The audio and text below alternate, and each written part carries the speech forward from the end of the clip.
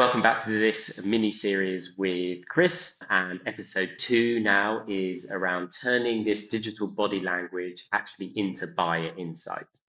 So I'm going to open with this one. If buyers don't tell you they're interested, so in episode 1, we were sort of bemoaning, people entering their email address, which is obviously a good bit of insight that a sales team can use. So if we're saying that buyers don't want to leave their email address and actually we're indexing not to do that, how do you know they are actually interested? And I guess we can call this sort of their digital body language. Mhm. And what should we be looking out for as these signals then? Yeah, I think I stole this phrase off someone else, but the moving beyond the conversion trap, I think is really important. Like I think we have over-indexed on obsessing over conversion on our site.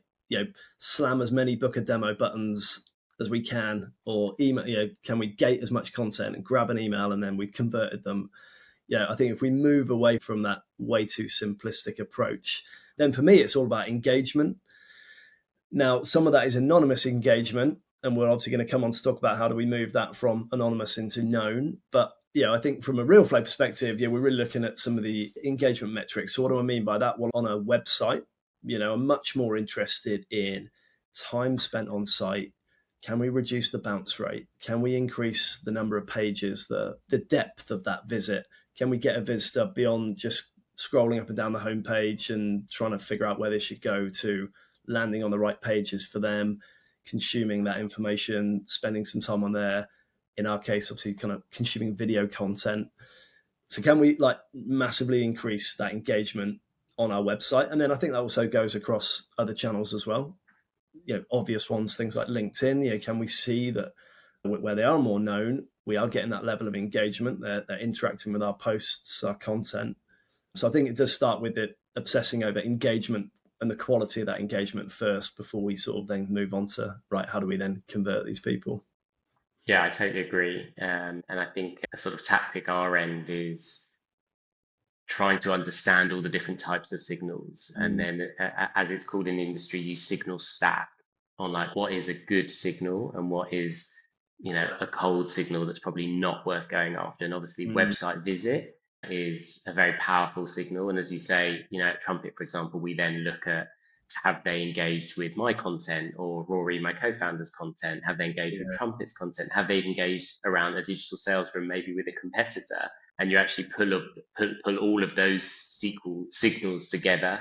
You stack those signals, and then from that engine, you can put that into effective outbound. Yeah, totally. The vanity metrics at a high level, thanks to SEO, we've all kind of crammed our websites more and more with blog posts and content to kind of get that SEO share. But I think that sometimes is at the detriment of the visitor experience and also sends us off on chasing vanity metrics.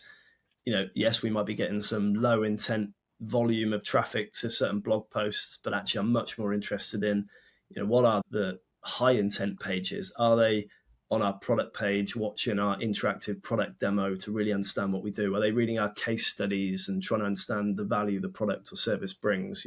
Those are some of the signals that are way more important than just did they land directly on a blog post for 30 seconds and skim up and down that, or even just land on our homepage and bounce off 5 seconds later.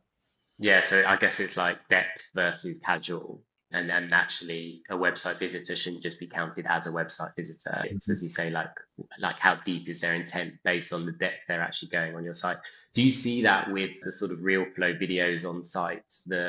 Do you encourage your users to sort of grade based on, is it like depth of watch of a video, a real flow video, or is it the actual page they're on plus depth of watch? Yeah, absolutely. Like a combination of both of those things. So first and foremost, are they interacting with the real flow player? Are they watching your content? How long are they watching that content for? And bear in mind, it is your great example of this on Trumpet site. It's short form, punchy content, 30, 60 seconds long. How far are they getting through that video? And then the interactive nature of the content is the next important bit. Are we helping them get to the deeper into the site? Take a self-guided journey deeper into the website and really land on the right pages that you want them to get to. And then subsequently on those pages, are they spending more time? Are they then going deeper into the content? I think so many B2B websites I look at, and there's a correlation here with the bigger the organization, the messier and more complex the website becomes, because clearly they're selling to lots of buyers and lots of different types of things. But, so many websites, I think people just get lost and in a sea of tabs, and you've got some great content on the site, but actually the visitor, the buyer, never gets to it. They never find that part of the site that's really designed for them. So we're all about kind of helping that visitor get to the right parts.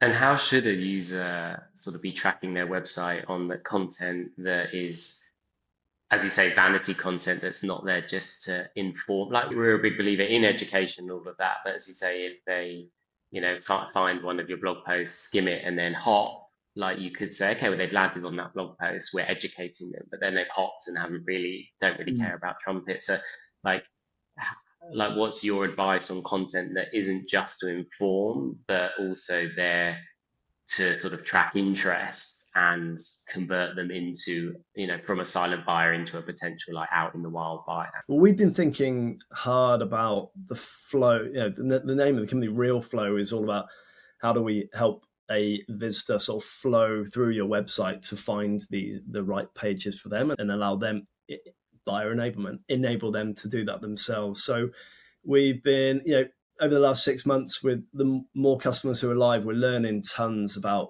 how do we optimize those flows, how do we get people, remove the friction, help them get to the right parts of the site for them. It's kind of, we've not actually done this yet, but there is a world in a not too distant future where maybe you land on the homepage of a site, and before you see anything, it's before you even start reading, like, tell me who you are today, what are you here for, and let's very quickly get you to that right part of the site. We don't need you to scroll up and down and try and figure it out yourself. So that's quite an extreme example, but I think that's kind of the direction we're going in. And then you're into a much more dynamic, personalized experience for that visitor that's much more catered to, are they in buying mode? Are they really got high intent and we're ready to capitalize on that? Or are they much further in their journey and they're just doing their early research and informing themselves? And that's okay too. And how do you think, like, there are different sort of marketplaces that for B2B, like G2 is one I think of, that they actually, I don't know how they track it, but they say in the data that you get, they're the different stage of where they're at, like, are they informing themselves, are they at a purchasing decision, etc. How do you think you can gauge that from visitors on your site? Yeah, I mean, this is where you get into the sort of slightly grey area, where I think if we were in the States, we'd be having a slightly different version of this conversation with cookies, pixels, user level identification, which we can't do here in the UK and Europe. So then we can operate at an account level. So we can start to identify accounts that are on our website, although even that data is, I wouldn't say unreliable, but it is still tricky, particularly in this sort of work from home world we now operate in as well. So the effectiveness of that. So there's elements of, like, known or unknown accounts, tricky on the, like, individual buyer, unless you really cookied that person, I guess, and followed them through. But we know, again, that's getting increasingly hard to do. So I'm kind of coming back to what we talked about in episode 1, like, big believer in give away the value, like, make it a frictionless experience, give as much as you can, and ultimately guide them to a point when they're really ready to say, yeah, I am now ready to engage with you. I'm ready to book a demo or join that call or reply to that email or take that next cold call that gets put into me. I don't think there is like a silver bullet for this stuff, is the reality. Yeah, I mean, marketing and sales, there's no silver bullet, unfortunately. Otherwise, we'd all be flying high all the time. I think the word frictionless keeps coming up, and I think that leads us into episode 3, when we're actually going to talk about how you then design this buyer journey from website all the way to close, which is where sort of the combination of something like RealFlow and the digital sales room come into play. So yeah, tune into episode 3 next.